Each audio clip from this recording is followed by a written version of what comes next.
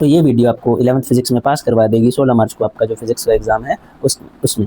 तो पीएससीबी के सभी स्टूडेंट्स के लिए जिनके पास 11th फिजिक्स है, ये वीडियो काफ़ी ज़्यादा ज़रूरी है।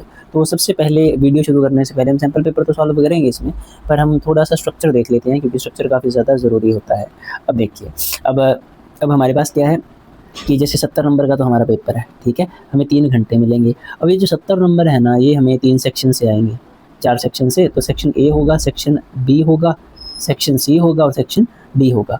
अब ये जो सेक्शन ए है हमारा, इसमें आपको एक ही क्वेश्चन मिलेगा, ठीक है, उसमें 20 छोटे क्वेश्चन होंगे, हर एक क्वेश्चन 1 नंबर का, तो टोटल 20 नंबर आपके 1-1 नंबर वाले क्वेश्चन से आ जाएंगे।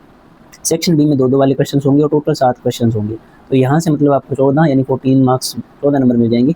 जो सेक्शन सी है उसमें 3-3 नंबर वाले क्वेश्चन आएंगे, ये भी 7 होंगे, मतलब यहाँ से आपको 21 नंबर मिल जाएंगे, ठीक है। और सेक्शन डी में 5-5 वाले 3 क्वेश्चन होंगे आपको, यानी यहाँ से आपको 15 नंबर मिल जाएंगे। अब क्या है, अब आपको इतना समझ आ गया है, ठीक है। अब बच्चों मेरी थोड़ी तबीयत ख़राब है, तो मुझे थोड़ा जुकाम है, तो मैं बार बार आपको ये साउंड इफेक्ट मिलेगा, तो थोड़ा एडजस्ट कर लेना। तो ये जो है ना, ये 1-1 वाले और ये 5-5 वाले, ये हम आराम से स्कोर कर लेंगे। ये आपको ये 35 नंबर आप अच्छे से स्कोर कर सकते हो। इनमें ज़्यादा चीज़ें फिक्स होती है कि यही आएंगे, इसी तरह से पूछे जाएंगे, ये भी कर लोगे आप। बाकी ये आपको इधर उधर से थोड़ी हेल्प हो जाएगी। बाकी हम भी आपको बता देंगे, पेपर सॉल्व करेंगे, 5-7 पेपर सॉल्व कर देंगे, जितने होंगे उतने, तो इससे आप आराम से पास हो जाओगे। और आप क्या करोगे, आराम से इसमें 40+ जो है एग्जाम्स में स्कोर कर लोगे। और बाकी 12th में तो हम अच्छे से पढ़ाई कर ही लेंगे शुरू, ठीक है। तो 11th में हम अच्छे से पास होना है बस। तो अगर इतना आपको समझ आ गया तो चलिए पेपर की बात करते हैं। तो जैसे अब आपको क्या है कि 1 शेक इज इक्वल्स टू, ठीक है, पहले हमारे जो 20 छोटे क्वेश्चन आ गए, 1 शेक इज इक्वल्स टू। तो अब आपको पूछा जा रहा है कि 1 शेक किसके इक्वल होगा। तो जैसे 1 शेक जो है वो 10⁻⁻8 सेकंड के इक्वल होगा, यानी शेक जो है वो भी टाइम का ही यूनिट है। तो ये आएगा आपका, ठीक है। आपका सही ऑप्शन क्या होगा, ये 10⁻⁻8 सेकंड। अब electron volt is a unit of, अब इलेक्ट्रॉन वोल्ट जो है वो एनर्जी के यूनिट होते हैं, आपको पता ही होगा। उसके बाद an object is given angular projection, it's acceleration at highest point. मैं थोड़ा सा आपको समझा भी देता हूँ यार, ठीक है। अब जैसे देखिए, ठीक है, अब उसमें आपको पूछा था जैसे ये, अब उसमें आपको पूछ लिया कि पोटेंशियल है, पोटेंशियल का फॉर्मूला होता है वर्क अपॉन चार्ज, ठीक है। पोटेंशियल के लिए V लिखेंगे, चार्ज के लिए E लिखेंगे, इधर ले आएंगे तो EV, इलेक्ट्रॉन वोल्ट, ये वर्क आ गया। वर्क को हम एनर्जी में लिख सकते हैं, तो इसी कारण एनर्जी के जो यूनिट हैं वो इलेक्ट्रॉन वोल्ट होंगे, ठीक है। होप आपको ये समझ आ गया। तो इसलिए हमारा एनर्जी था।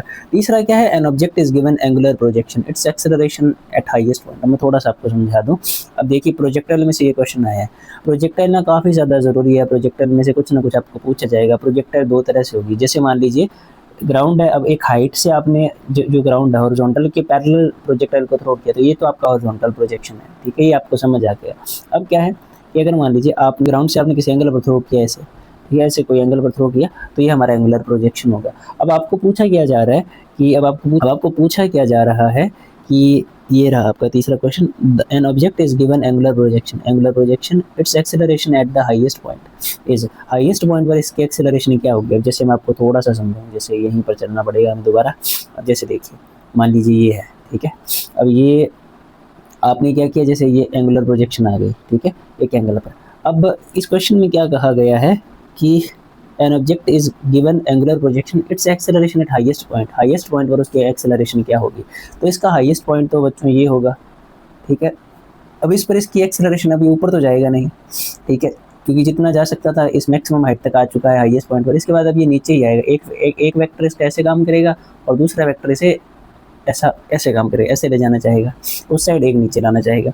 तो इसमें ऑप्शंस देखिए आपके पास क्या क्या है, डायरेक्टेड अपवर्ड, डायरेक्टेड डाउनवर्ड, ठीक है, इक्वली इंक्लाइंड विद या हॉरिजॉन्टल एंड वर्टिकल डायरेक्शंस। तो इसमें आपका क्या आएगा कि डायरेक्टेड डाउनवर्ड, ये आपका सही ऑप्शन होगा, डायरेक्टेड डाउनवर्ड, ठीक है। होप आपको ये समझ आ गई,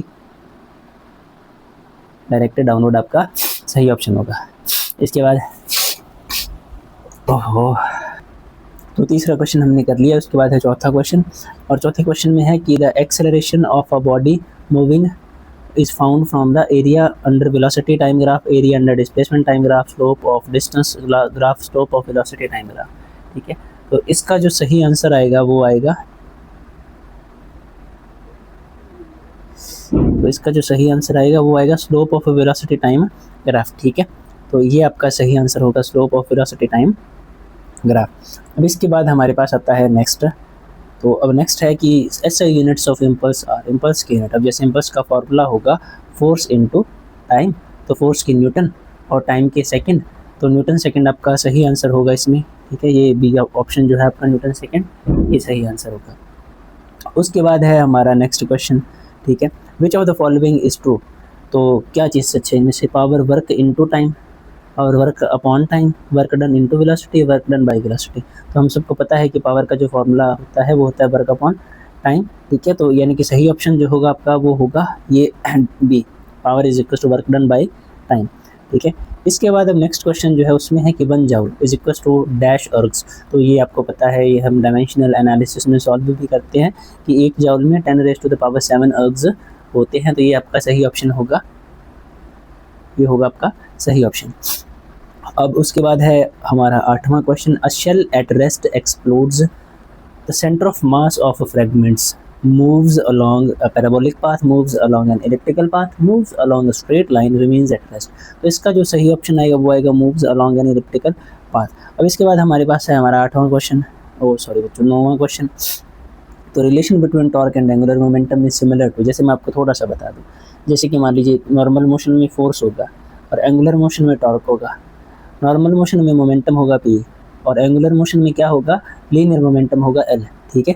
तो जैसे इसमें क्या है, the relation between torque and angular momentum is similar to the relation between acceleration and velocity, mass and moment of inertia, force and momentum. तो सी ऑप्शन आपका सही ऑप्शन होगा, तो फोर्स एंड मोमेंटम आपका सही ऑप्शन होगा।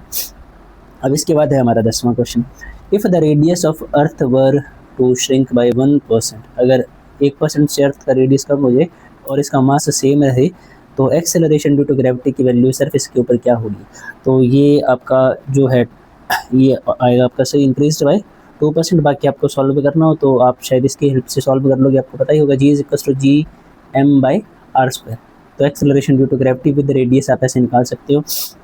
अब the earth moves in an elliptical orbit with the sun at one of the foci as shown in the figure, its speed of motion will be maximum at point,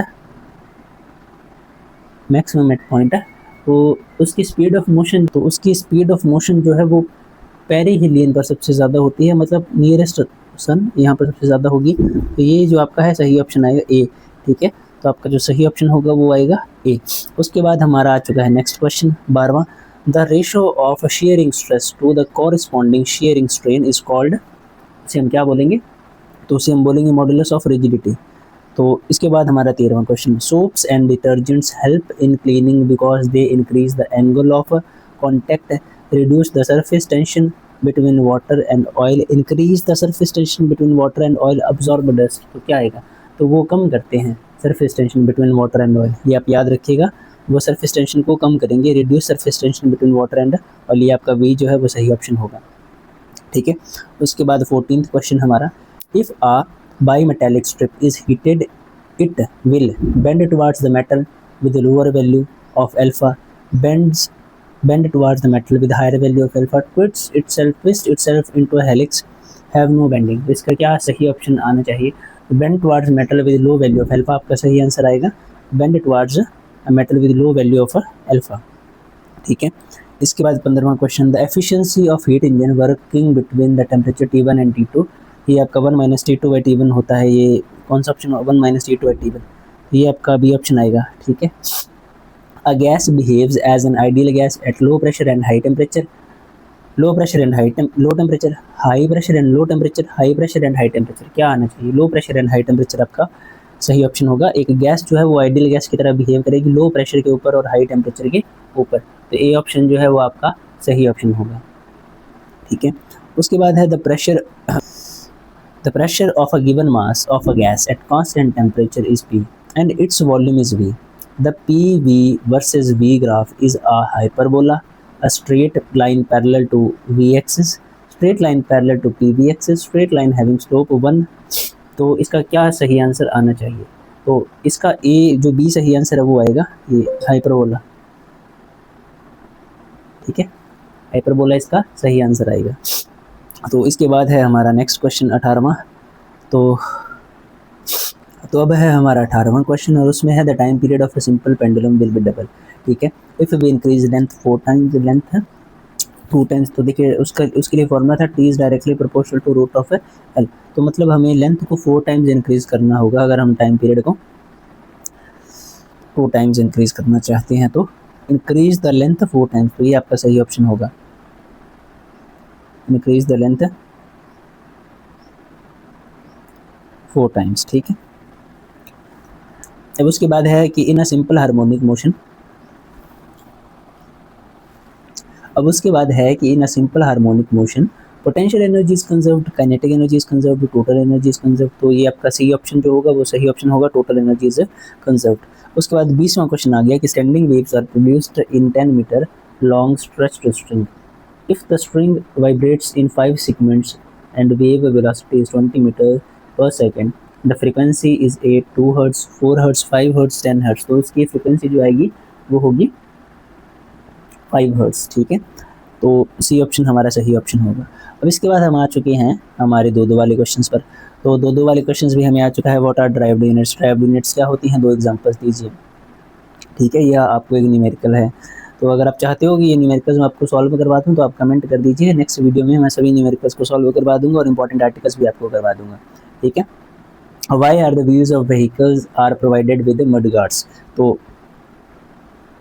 ये question पूछा गया है आपको inertia वाले में से। Action and reaction are equal and opposite to each other yet they do not cancel each other why, तो ये 2 क्वेश्चंस हैं आपको। उसके बाद ये एक न्यूमेरिकल भी है। उसके बाद क्या है कि 4th क्वेश्चन है what are conservative and non conservative forces, give at least 1 example of each. ठीक है, और साथ में एक जो है न्यूमेरिकल है। उसके बाद है state strokes law, right its expression. उसके बाद 6th क्वेश्चन है state 0th law of thermodynamics, which quantity is defined by this law. ठीक है, टेम्परेचर आपको पता ही होगा, बाकी अगर आप बोलोगे तो ये सारे क्वेश्चंस मैं सॉल्व करके दे दूंगा आपको कि पेपर में या एग्जाम में आप कैसे लिखोगे। अब why the molecular motion of molecule ceases at 0 kelvin, human heart beats 80 times in 60 second. ठीक है, what is the frequency and time period of the heart beat. ठीक है, तो ये दो वाले क्वेश्चन थे आपको। और 3 नंबर में क्या है, derive the expression for distance covered by an object in nth second of its motion, ये काफ़ी ज़्यादा ज़रूरी है, ये कई बार पूछा गया है। ठीक है, जैसे कि मैंने आपको बोला कि अगर आप कमेंट करोगे तो ये मैं सारे क्वेश्चन आपको सॉल्व कर दूंगा। हमारे पास ना बच्चों एक प्रॉपर क्लास है, ठीक है, तो इसीलिए हमारे चैनल पर आपको ज़्यादा वीडियोज़ नहीं मिलेंगी 8th 9th की में, तो ऐसा नहीं कि हम अगर हम अपलोड भी कर रहे हैं तो मेनली हम मैथ या साइंस का अपलोड कर रहे हैं, सिर्फ 12th का सारा अपलोड कर रहे हैं। ठीक है, तो प्रॉपर क्लास है, तो अगर आप कमेंट करोगे ना तो हम ये क्वेश्चन जो सॉल्व कर देंगे। अगर ज़्यादा कमेंट्स लाइक्स आएंगे इस वीडियो पर तो हम समझ जाएंगे कि आपको ज़रूरत है, तो हम सॉल्व कर देंगे। हम 7-8 साल से फिज़िक्स ही पढ़ा रहे हैं बच्चों को, पंजाब बोर्ड वाले बच्चों को। ठीक है, अब देखिए कि ये फिर ये कार वाला ये भी बहुत ज़्यादा ज़रूरी है। उसके बाद state the law of conservation of linear momentum, explain why gun the coil after firing. एक ना हमारे चैनल पर आपको ना जैसे फिज़िक्स के 11th के मोस्ट इंपॉर्टेंट क्वेश्चंस की वीडियो भी मिल जाएगी, आप वो भी देख लीजिए। उसमें ना ये सारे टॉपिक्स मैंने बता रखे हैं। ठीक है, और ये सारे मिल जाएंगे आपको, मतलब आपको एक अंदाज़ा लग जाएगा कि कौन सा करना चाहिए कौन सा छोड़ना चाहिए। ठीक है, उसके बाद है give 2 examples of each of positive negative and zero work, find expression of centre of mass of 2 particle system. ठीक है, ये आ गया। उसके बाद एक न्यूमेरिकल है आपको। उसके बाद location of centre of mass of molecule, ये भी एक न्यूमेरिकल ही है। उसके बाद how do Kepler laws lead to Newton's universal law of gravitation, ये भी है। ठीक है, तो आपको देख कर लग रहा होगा यार 3 वाला तो एक भी नहीं आता मुझे। ठीक है, जैसा कि मैं आपको बोल रहा हूँ कि अगर मैं ये सारे समझाने बैठूंगा ना आपको तो बहुत ही ज़्यादा टाइम लग जाएगा, 1.5-2 घंटे की वीडियो हो जाएगी और इतना फिर मुश्किल हो जाएगा, आप देखोगे नहीं, स्टार्टिंग में ही नहीं देखोगे। इसलिए सेपरेटली मैं इन सभी टॉपिक्स पर वीडियो बना दूंगा। तो 3 नंबर में ये भी ऐसे क्वेश्चन भी आ जाते हैं, explain displacement velocity acceleration in A system, find relation for them. ठीक है, अब ये आपको कॉम्प्रिहेंशन आएगा। ठीक है, ये कॉम्प्रिहेंशन ना आपको रोटेशनल मोशन वाले चैप्टर में से मिल जाएगा। अब ये आप कर दोगे आराम से, थोड़ा बहुत आपको आना चाहिए पहले। उसके बाद आ गया 5-5 वाले 2 क्वेश्चन, ये आ गया पैरेललोग्राम लॉ। आपको ना ट्रायंगल लॉ भी आ सकता है, तो आप वो भी आपको अच्छे से कर लेना चाहिए। फिर आपको इक्वेशंस ऑफ मोशन आ चुकी हैं। ठीक है, तो यूजिंग वेलोसिटी टाइम ग्राफ, तो ग्राफिकल मेथड से सॉल्व करनी होगी आपको ये। उसके बाद आपको जो है अंडरलाइन हाइड्रोलिक लिफ्ट और हाइड्रोलिक ब्रेक्स आ चुकी हैं। ठीक है, पास्कल लॉ की थ्योरी, पास्कल लॉ की एप्लीकेशन है। उसके बाद बर्नौलिस थ्योरम आ चुके हैं। ठीक है, तो ये 5-5 वाले क्वेश्चन है। तो अगर आपको इन सभी पर एक डिटेल्ड वीडियो चाहिए कि आप चाहते हैं कि मैं समझा दूँ इन्हें, तो आप कमेंट कर दीजिए, मैं समझा दूँगा। अगर एक्स्ट्रा बताना हो तो आप प्रोजेक्टाइल मोशन कर लीजिए, elastic collision in one dimension वो कर लीजिए, फ्रिक्शन कर लीजिए, बर्नौलीज थ्योरम आ गई, इक्वेशन ऑफ कॉन्टिन्यूटी कर लीजिए, ठीक है। ये सारे टॉपिक्स भी कर लीजिए। बाकी हमने एक 11th की वीडियो बना रखी है, आप वो देख लीजिए जाकर, उससे आपको क्लैरिटी आ जाएगी, ठीक है। तो चैनल को सब्सक्राइब कर लीजिएगा, RSN के मतलब राइज एंड शाइन एन के, और इस पर आपको 12th के लिए भी काफ़ी कंटेंट जो है आपका मिल जाएगा। 12th की स्टार्टिंग से ही हम अच्छे से पढ़ेंगे, मतलब आप और हम अच्छे से पढ़ेंगे तो आप अच्छे से पास हो जाओगे। 12th क्लास में आपको इतनी टेंशन नहीं होगी। तो वीडियो को लाइक ज़रूर कीजिएगा और अपने दोस्तों के साथ शेयर कीजिएगा, ताकि हम ज़्यादा से ज़्यादा काम कर पाएँ आपके लिए। चलिए मिलते हैं नेक्स्ट वीडियो में। अगर आप चाहते हो कि एक और सैम्पल पेपर करवा दूं, या आप जो चाहते हो कि कोई टॉपिक इनमें से कोई टॉपिक करवा दूं या कुछ और बता दूं, तो आप कमेंट कर दीजिए, वही हम ले आएंगे आपके लिए।